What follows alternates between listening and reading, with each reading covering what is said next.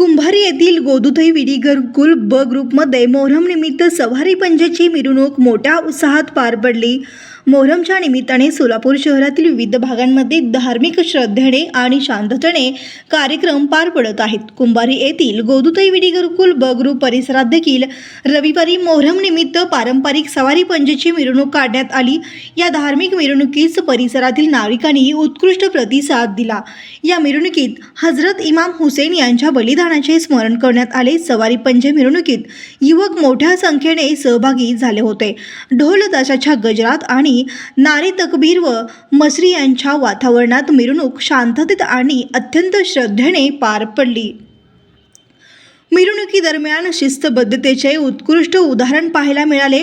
कार्यक्रमाचे आयोजन स्थानिक तांबोळी, शेख, पठाण व मुस्लिम बांधवांच्या सहकार्याने करण्यात आले होते।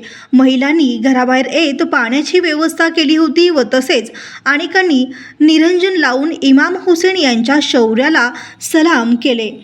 सुरक्षा दृष्टीने पोलीस बंदोबस्त ठेवण्यात आला होता। सोलापूर पोलीस प्रशासनाच्या वतीने मिरवणूक मार्गावर योग्य ते नियोजन करण्यात आले होते।